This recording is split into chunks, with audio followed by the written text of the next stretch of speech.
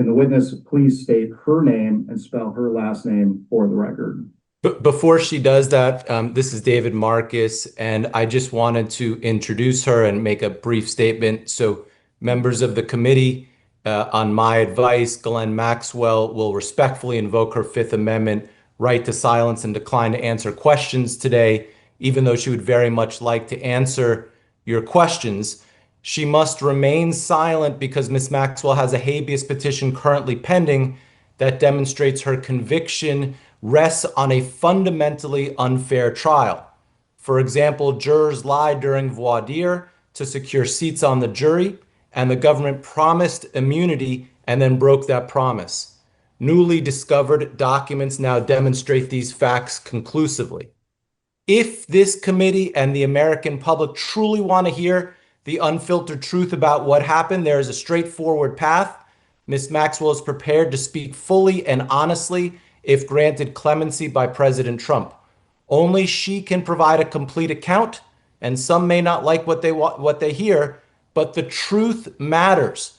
For example, both President Trump and President Clinton are innocent of any wrongdoing. Ms. Maxwell alone can explain why, and the public is entitled to hear that explanation. Thank you, members of the committee, for having us today. Ms. Maxwell can now proceed to answer her questions with the Fifth Amendment. Thank you.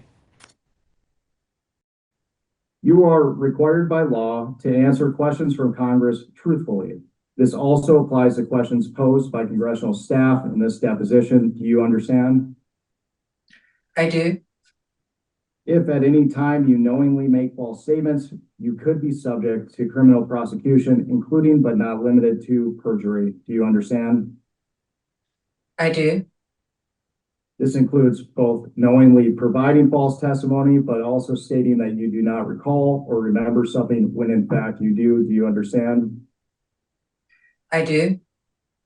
Furthermore, you cannot tell half-truths or exclude information necessary to make statements accurate. You are required to provide all information that would make your response truthful. A deliberate failure to disclose information can constitute as a false statement. Do you understand? I do. Raise your right hand, please. Do you solemnly declare and affirm under the penalty of perjury that the testimony you are about to give will be the truth, the whole truth, and nothing but the truth? I do. Thank you. Ms. Maxwell, were you a close friend and confidant of Jeffrey Epstein? I would like to answer your question, but on the advice of counsel, I respectfully decline to answer this question and any related questions. My habeas petition is pending in the Southern District of New York. I therefore invoke my right to silence under the Fifth Amendment to the U.S. Constitution. Let the record reflect that Ms. Maxwell has invoked the Fifth Amendment against self-incrimination. Ms. Maxwell, please be very clear. Are you declining to answer the question put to you solely on the ground that you believe the answer will incriminate you? I invoke my Fifth Amendment right to silence. Ms. Maxwell, did you at any time play any role in Jeffrey Epstein's activities involving the recruitment, grooming, or trafficking of young women or girls? I invoke my Fifth Amendment right to silence. Let the record reflect that Ms. Maxwell has invoked the Fifth Amendment against self-incrimination. Ms. Maxwell, please be very clear. Are you declining to answer the question put to you solely on the ground that you believe the answer will incriminate you? I invoke my Fifth Amendment right to silence. Ms. Maxwell, have you ever coerced, directed, or otherwise instructed any young woman or girl to provide sexual favors to Mr. Epstein or any other individual? I invoke my Fifth Amendment right to silence. Let the record reflect that Ms. Maxwell has invoked the Fifth Amendment against self-incrimination. At any point during your personal relationship with Jeffrey Epstein, were you aware that Mr. Epstein was sexually abusing minors and adult women? I would like to answer your question, but on the advice of counsel, I respectfully decline to answer this question and any related questions. My habeas petition is pending in the Southern District of New York. I therefore invoke my right to silence under the Fifth Amendment to the U.S. Constitution. Have you ever facilitated the sexual abuse of any minor or adult woman by Mr. Epstein? I invoke my Fifth Amendment right to silence. Have you ever participated in the sexual abuse of any minor or adult woman? I invoke my Fifth Amendment right to silence. Ms. Maxwell, considering your invocation of your Fifth Amendment right against self-incrimination pursuant to the terms of the subpoena, you are excused. Thank you Thank very you. much. Thank you, Jack. Thank you, Chairman Comer. Appreciate you. Thank you. We'll go off the record. Ghislaine Maxwell is a monster. She facilitated, aided, and abetted Epstein's crimes, engaged in those crimes. She was the enforcer who threatened the victims and the survivors of those crimes. And today we looked into the eyes of that monster in the deposition. What we did not get were any substantive answers to the questions that were asked that would advance our investigation, to help us learn who were the other men involved in these crimes, to help us learn who were the others who knew about these crimes, to help us learn what exactly was said between Todd Blanche and Ghislaine Maxwell that led her to be transferred to a minimum security prison. What we did get was another episode in her long-running campaign for clemency from President Trump. And President Trump could end that today. He could rule out clemency for Ghislaine Maxwell, the monster. He could rule out a pardon for Ghislaine Maxwell, the monster. The question for all of us today is, why hasn't he done that, and why won't he do that? Is there a conspiracy of silence? I'm going to turn it over to my colleague from the Commonwealth of Virginia, Suhas Subramanian. Thank you. Just to reiterate, Ghislaine Maxwell should have no hope of ever getting out of prison. But today, she, through her lawyer, explicitly stated that she wants to be out of prison through a clemency that this president would grant. And she is campaigning over and over again to get that pardon from President Trump. And this president has not ruled it out. And so that is why she's continuing to not cooperate with our investigation. The reality is she is a monster. She should be behind bars. She should stay there. She should answer our questions, but she is not willing to do so because she is looking for that pardon and looking to absolve any people related to this administration. So we will continue to call for this president to completely rule out a pardon for Ghislaine Maxwell. I'm going to hand it over now to the representative from Texas, Ms. Crockett. Thank you so much. Listen, as an attorney, I was wondering exactly where all we were going with her planning to invoke the Fifth Amendment. You know, Fifth Amendment is about self-incrimination. We all know that she has been finally convicted. She has exhausted all of her appeals. But they've decided to file a writ of habeas corpus. In my opinion, they have filed this writ of habeas corpus just to use it as an excuse to not answer more questions because, again, we know that she's a monster. We know that a jury was able to listen to all of the evidence and find that she should be found guilty. And even Donald Trump's Supreme Court, which that is saying a lot, even his Supreme Court has decided to affirm every single thing that took place on the trial level. So the fact that this woman is continuing to invoke the Fifth Amendment tells us exactly what my colleagues have already stated. She is a monster. She does not care. She has no remorse. She is not seeking to bring about some kind of closure for these women. She doesn't care. And frankly, it seems like this administration overall does not care. All they care about is protecting the powerful and protecting pedophiles. They will do anything to distract from that, including deciding to put up in the middle of Black History Month the most racist thing that we've ever seen come out of a White House. But I am here to tell you that House Democrats, specifically on the Oversight Committee and the Judiciary Committee, as we do have Pam Bondi coming before us here in a minute, we will not be deterred. We will not be distracted. We know who it is that needs to be held accountable, and we will go in and we will make sure that we continue to dig. This will not stop us because his co-conspirator decided that she was going to try to play games with us this morning. I got news for you, Ms. Maxwell. We're not done. We're going to continue to go. And it is my hope that this court resolves this sham of a, I don't even know what to call it, this scam of a maneuver that she has filed in court. That is what we will call it. We hope that that is resolved quickly and we can bring her on back, since we're not physically moving her. She's still in her cushy jail cell down in Texas. We will bring her back so that she can answer questions and hopefully finally start to answer questions truthfully. And now I'm going to pass it over to my good friend out of New Mexico, Ms. Stansberry.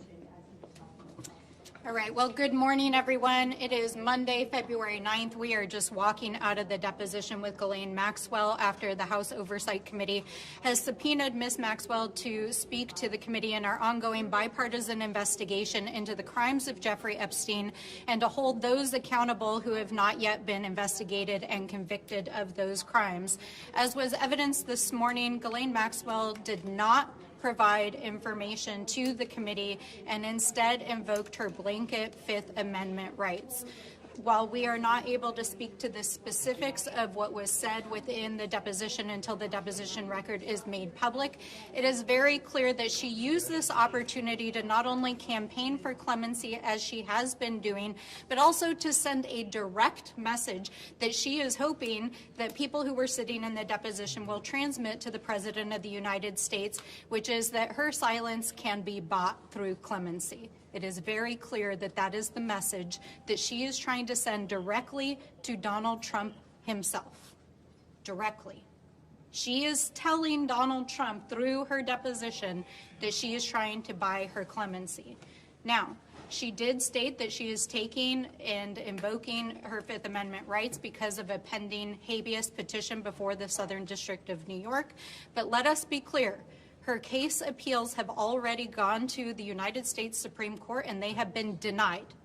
She is not being released from jail unless, of course, Donald Trump buys what she's selling. So we want to be clear that she is exactly where she's supposed to be in terms of her conviction, and she needs to go back to the prison where she belongs. Now, we have a lot of questions for Ms. Maxwell with regards to what actually happened in Epstein's affairs, who was directly involved in the sex trafficking, money laundering, and influence peddling scheme that she and Jeffrey Epstein were involved in, how Donald Trump was involved, and whether or not he committed any crimes himself, as did his many associates who are named in the Department of Justice files. Let us be clear that Donald Trump is not only named thousands of times in the latest release from the Department of Justice, he is named over 38,000 times in the files that were released 2 weeks ago alone. And we know that that only represents half of the files that the Department of Justice has in its possession, including files that were used for direct investigations of perpetrators, people who committed crimes, people who were co-conspirators in those crimes, and individuals who knew of those crimes. We know that there are multiple administration officials, including Howard Lutnick, Elon Musk, who served as the appointee for the DOJ efforts in the White House. We know that the Secretary of Navy. We know that Steve Bannon. We know that there are more than 36 associates, family members, and individuals directly associated with Donald Trump named in those files. Now, there are now at least 9 or 10 other countries across the world that have opened investigations or forced their leaders to step down because of their mere association with Jeffrey Epstein. And the United States government is engaged in an active cover-up of the largest sex trafficking scandal and influence peddling scandal in the history of the United States, and Donald Trump is right at the center of it. And the person who is living to provide the evidence, who knows what is going on, is trying to invoke the Fifth to buy her clemency. So let's be clear on what we saw here today. This was an effort to essentially try to secure her pardon by keeping her mouth shut. And we will not allow this silence to stand.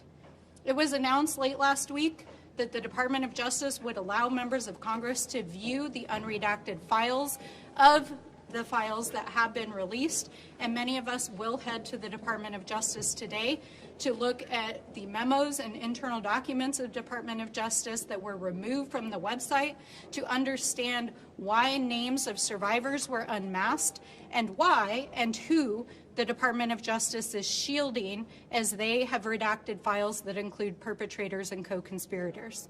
And with that, we will stand for questions. Can you talk about if there was a conversation around Howard Lutnick, for example? I know Comer said he didn't want to disrupt the other 5 depositions that they have scheduled, but I don't know how even just trying to speak to Comer would disrupt the other 5. So I wonder if you could help us understand. With regards to this deposition With regards to any future deposition with Howard Lutnick or some of the others that you described. The committee is keeping an ongoing list of individuals we would like to subpoena.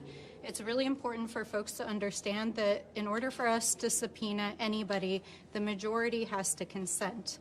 And so while we appreciate that there is bipartisan cooperation in this case, we have a whole list of individuals we would like to subpoena before the committee that they have not consented to. Of course, we would like to speak to Secretary Lutnick, and I personally believe that Mr. Lutnick needs to step down immediately. Ma'am, Can I just get what clarity? is your He's message blocking Lutnick? what is your message to survivors amid this sort of wall of silence that we've seen today from Ghislaine Maxwell? Our message to survivors is that we are here to bear witness, to fight for justice, and to fight for convictions. Yeah, I mean, we're standing with them. We have been in communication with those survivors that are really, there are a certain number of survivors that are really more involved than others, and they are standing for their fellow other survivors. They're out front. We are standing with them, and we are telling them that we're not going to back down, which is why we're very clear about the fact that, yes, this took place today, and basically Ghislaine was like, I'm not going to participate, but we're not going to stop. You know, there were those that thought we would stop when we were able to get the discharge petition done. There were those that thought we were going to stop when it didn't seem like we had the votes once we finally got that done. I mean, the House Speaker shut the House down so that we would not go there, right? And now that they have violated the law, because this is actually in law, we are not stopping. So I want people to understand that House Democrats, we are going to be on their asses. Like, that's just the reality. And what is your message to President Trump in that case? Same thing. We're going to be on his ass. I mean, you know, it is so, I don't really know where we are in this country. Why are we even having this conversation? The United States is falling apart right now, partially because he's going out and randomly allowing for the killings of people in the middle of the street. But the other part of it is that we have a 34-count convicted felon, and there are people that are still shielding him from any type of accountability as it relates to a child sex trafficking ring. It is time to take the blinders off. Like, I don't understand why we are pretending like any of this is normal. And I think that that is the level of frustration that so many people are bringing, whether you're a Democrat, Republican, or independent, specifically to the Epstein file situation. Because right now we know that they were willing to try to throw the Clintons in prison for not showing up, yet they won't even allow us to bring other people into committee who we know are mentioned in these files and mentioned so much more. When we went through the hearing as it relates to the Clintons, I said, listen, we know that Donald Trump's name is mentioned more.